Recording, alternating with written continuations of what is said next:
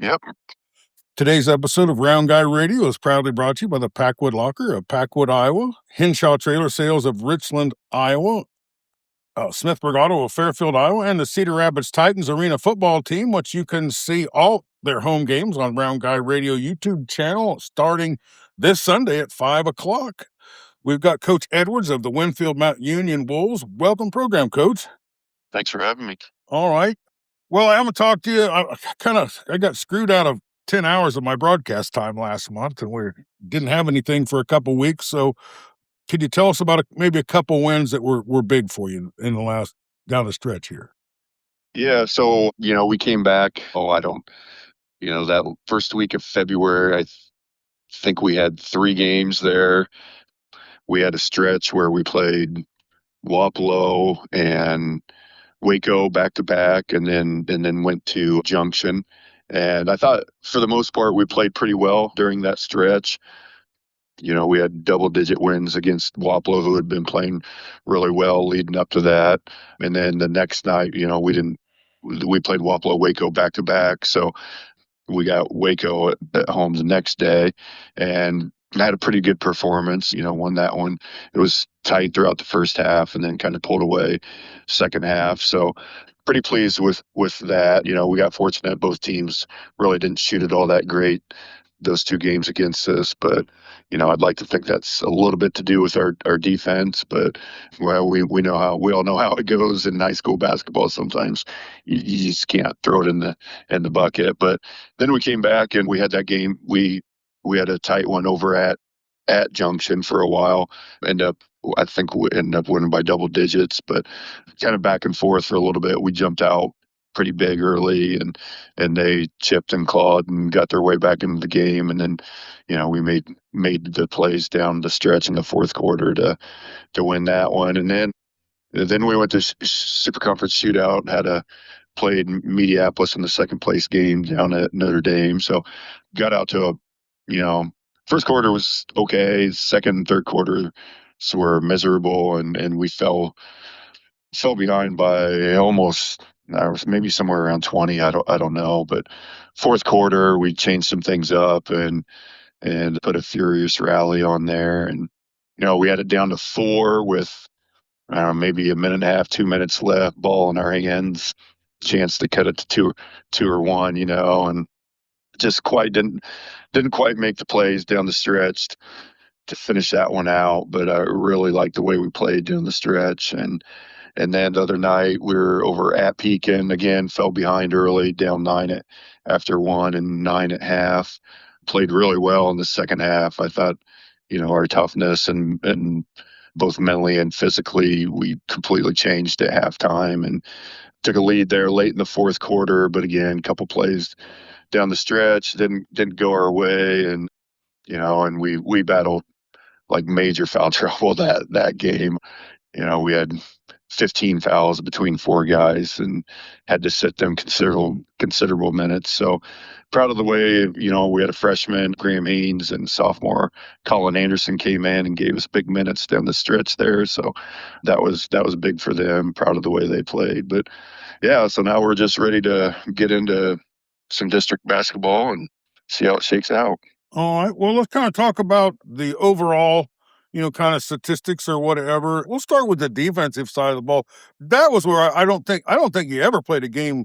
You may have played some games where you played defense better than the other, but very consistently, you played pretty strong defense all year long. It seemed to lead the way for your team. Who was responsible for the low scores that you put up and, getting rebounds and just making life hard to score against you? Yeah, of course, if you're doing it night in and night out, it's a team effort. But kind of leading the way defensively, Max Edwards for us. He averages 8.5 rebounds. He's one of the top rebounders in our league. I think he's at about 3.5 steals a game and just over 1 block per game. So he's pretty active for us defensively. And then both Isaac Aigley and Cody Milks are very active for us and getting steals. I think they're both around three steals a game. And then Cody's been a fantastic rebounder for us. He's second on the team and rebounding, probably I'm guessing 7.5 rebounds a game. And then late addition, Brian Fox. He's only played 2 games for us, but I think he's already got like 6 blocks. He's just really quick off the floor, good timing. So he'll bring a new kind of aspect to our defense in the middle here down the stretch. But overall, Nick Sparrow's done a good job rebounding for us. He's only 5'10", but he's been battling down there.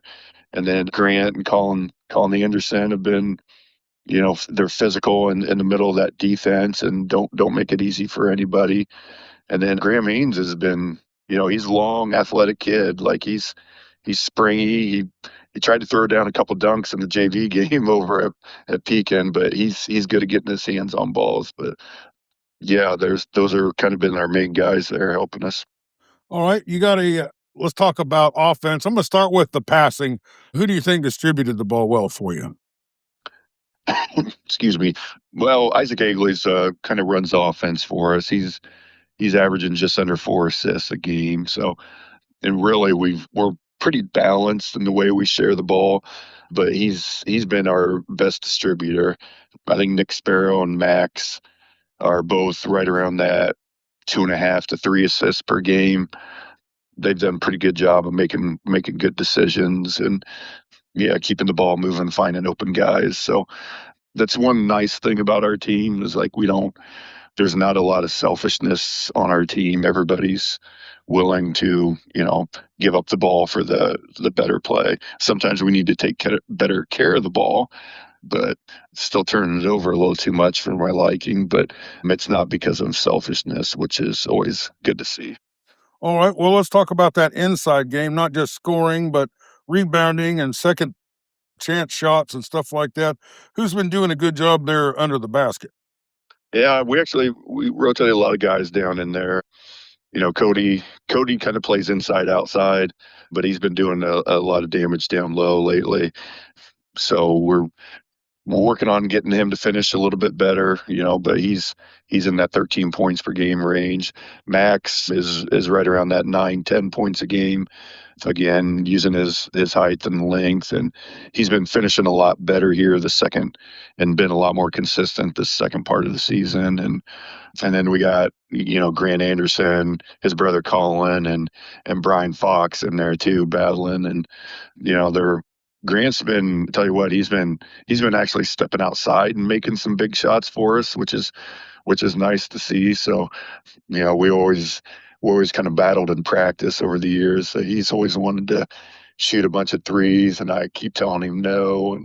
And now I think he's probably 50% or just under 50% from threes. So maybe I was holding him back, but he's having a heck of a year shooting it from outside now. Mm-hmm. And then Brian and Colin do a good job of finishing around the rim and just battling and getting the ball up on the board. Well, what about that outside shooting? You touched on it a little bit, but how did the 3-point shooting and just the outside shooting go for you? Yeah, we haven't shot it great this year. We're under 30% as a team from three. We got a lot of different guys that have made threes, but yeah, we haven't been real consistent there. I think it's gotten a little better here the last 2 or 3 weeks, but starting off the season it was rough. So we had a long ways to come to get it back up to whatever we are, 28% or whatever. But we're getting there, and we're starting to make more timely threes. Sometimes that's more important than just chucking it up there all the time, So yeah, we're getting better in that aspect. But yeah, we'll keep getting shots up in practice and this last week or two and see if we can keep getting better. Okay. Well, did anybody have like career day or a big day, or was there any individual just one game performances that we could talk about? Honestly, no, not really. We've been been pretty consistent, like overall, and what guys do, and it seems like we just do that over and over and over again. We haven't early in the year we had some big games where I think the first game like Isaac had 26 and Cody had 25, and here lately we've been one guy will I think over at Junction, Max had 24, Cody had 23, something like that. And then the next night when we played Waco, Nick had a big game. He had 21 for us, which was career high for him. Made some huge shots for us. So, but other than that, like we've just been pretty consistent. And like I said earlier, we share the ball a lot, so we don't really have guys taking 20 to 30 shots a game. So they're not, not really going to throw out a stupid, insane number or anything like that. But so, yeah, that's kind of the way our season's been. Well, it sounds like you drew Danville in the first round. I'm assuming that's going to be at your place, and Yep. that's a Monday night, I believe, at 7 o'clock. Have you had a chance to look at Danville? Danville's had some up and down games, but they've had some. I know they early in the year knocked off Holy Trinity, and seemed like they got a win or two that maybe they shouldn't have over the year. Not a team you should overlook. What do they got going over? That's one of the only teams I haven't seen. Yeah, 12-9 right now. Honestly, like pretty similar, right? They're pretty balanced. They got a handful of guys averaging from 13 to like 7.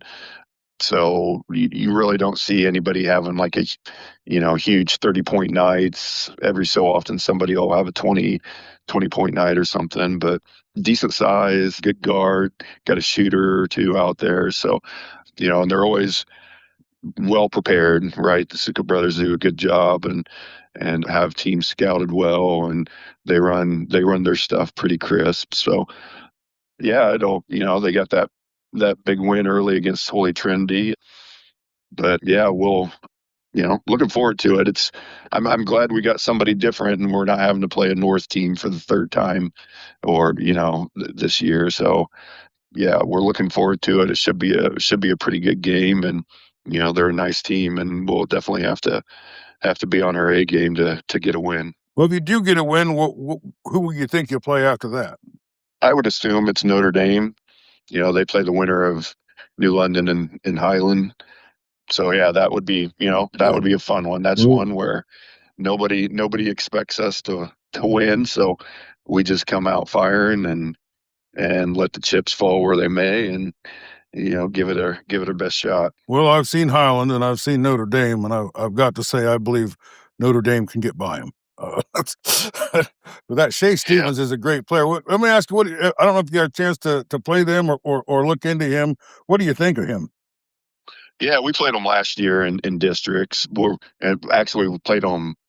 I don't know, maybe the last 3 years. So I don't know. You know, I think 3 years ago and 2 years ago we won. Last year they won. But yeah, super player. Obviously, excuse me, 6'4", 6'5", handles the ball really well. He gets to the free throw line a lot, so that's one thing that whoever ends up playing him, they're going to have to make sure they don't put him at the line a ton. But plays inside out, really really good defender. So there's a reason he's going to Western Illinois next year. So yeah, whoever ends up playing them, they know they have their hands full. Yeah, definitely have their hands full. But I don't know that maybe never even played a defense. I thought your team was the defensive player of the year for sure. Very consistent and always hard to score on. Well, I guess the only question I've got left for you here is I'd kind of like to know how Abram's doing there at West Point. Good, good. They're obviously they got through their season. He was scout team this year. Now they're in, heavy lifting and stuff like that. So in the month of January, I think he put on 23 pounds. So he's getting to be a really, really big boy. So hopefully that translates into some playing time. I know the tight end room had no seniors in it, so everybody will be back. So, it might be another year or two, but yeah, he's loving it, getting after it. You know, he looks like a different guy right now. It's awesome to not only be able to continue your academic career and your athletic career, but also a chance to serve your country at the same time. I've always been really proud of him and all your boys and Jake. And how about Jake? How is he doing? He's playing college ball. Yeah, he's loving it. He's over at Western Illinois, so he would be a teammate with Shea next year. But yeah, they're kind of struggling. They're having a tough year, but he's loving it. Enjoys his teammates and coaches, and he gets some garbage minutes at the end of games sometimes. So, but yeah, he's just trying to get better. He's trying to get bigger and stronger too. So, but he's enjoying life. All right. Well, I don't have anything else for you, but was there anything you want to talk about that we didn't get a chance to talk about? No, I don't think so. Well, we sure appreciate your time. Thanks you for being so generous with Round Guy Radio with your interviews and always being so responsive. Thanks for being with us and good luck in the tournament. Yep, I appreciate it. Thanks, Dave.